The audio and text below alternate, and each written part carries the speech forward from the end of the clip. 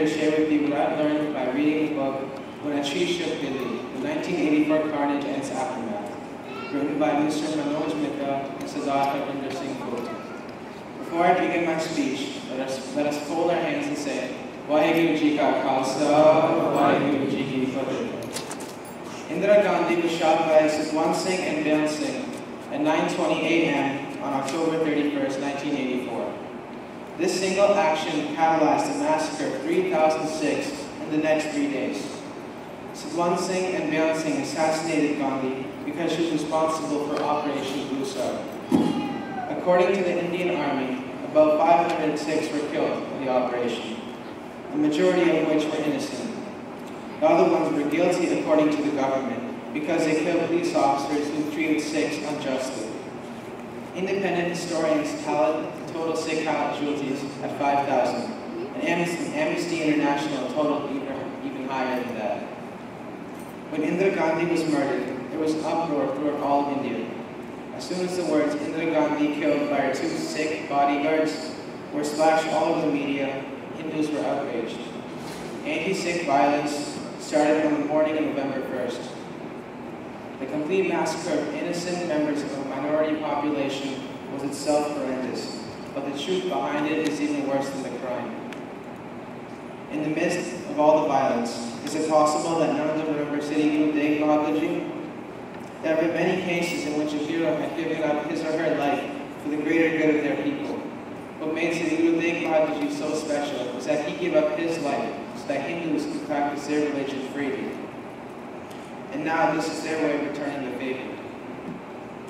Manmohan Veer Singh Dalwal was a fighter pilot who received the Mahavir Chakra, the second highest gallantry award in India, for repelling a Pakistani airstrike with minimal damage to a runway in Agra. In 1984, he settled down with the family and set up a garment showroom in front of his house at the age of 54. On the morning of November 1st, an angry mob started to pelt stones at his residence. After the mob tried to set the house on fire, the war hero finally came out with his 2 sons to plead with the mob to leave. He told them that he fought for India in war against Pakistan and won the Mahavir Chakra for his efforts. Moments later, when Mohan's neighbors arrived and repelled the mob attacked yet again in the afternoon and started to loot the shop. One of the members of the mob hit the log over the head with an iron rod. It was then that Mohan finally pulled the trigger. The police arrived immediately, only to strip Mohan of his weapons and provide the mob with gunpowder. In the end, the mob was arrested and spent 2 weeks in jail. When the mobs attacked Block 11 of the Kalyanpuri district, mere wooden staffs and kerosene was not enough. The mob met with gunfire when they entered the block.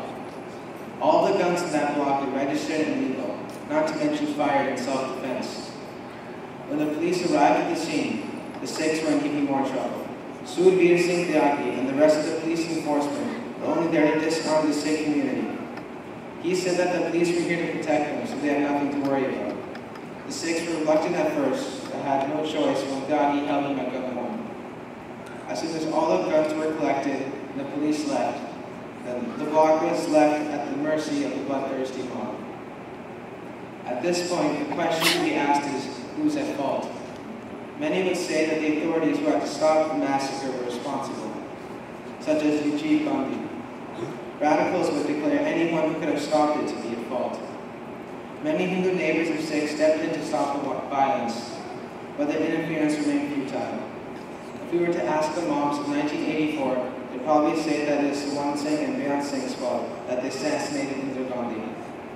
It is true that if Indira Gandhi was not killed, those 2,733 Sikhs would not have died either. To justify Sukhwant and Byain Singh's action, we must go back to why they murdered Indira Gandhi in the first place. For over 30 years, the government was consistently stealing Punjab's resources and supplying them all over India. It is the right of the state to keep their resources and sell them if need be. Punjab's water supplies have been dwindling, and at this rate there won't be much water left for Punjab's villagers and the agriculture. Sanjay Singh Bindarmala was the leader of the Gandhi Taksar. He was against this and did everything in his power to stop the government. In Indira Gandhi saw Sanjana Singh as a threat to her political power. She ordered Operation Blue Star to arrest Sanjana Singh. He sought refuge in the Calcutta. The Indian Army rolled in with tanks and helicopters to capture Sanjana Singh, dead or alive.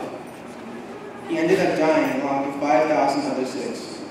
40 of those 5,000 were defending themselves and Sanjana Singh from the army. They committed no crime other than practicing the right of justice. The other Sikhs lived in the complex. They had nothing to do with the controversy or were simply caught in the crossfire because of the army. India has never treated Sikhs fairly. It was Sawan Singh and Belt Singh's duty to put Indira Gandhi to rest. If they hadn't done that, then the Sikhs could have been worse off than they are today. The government could have mistreated the Sikhs even more knowing that they won't fight back. To this day, not a single person has been punished for the 1984 riots. Jagdish Taitler was charged for organizing the riots in 1984, a charge that he denies. The case was again brought up in 2007, but the charges were dropped due to lack of evidence. The irony of the situation is that during the riots, more Sikhs were imprisoned for self-defense than anyone else. Sacrifice is the key that makes our religion so unique. Sikhs have always made sacrifices. It is not what we take up that makes us rich, but what we give up. Vaheguru Ji Ka Khalsa, Vaheguru Ji Ki Fateh.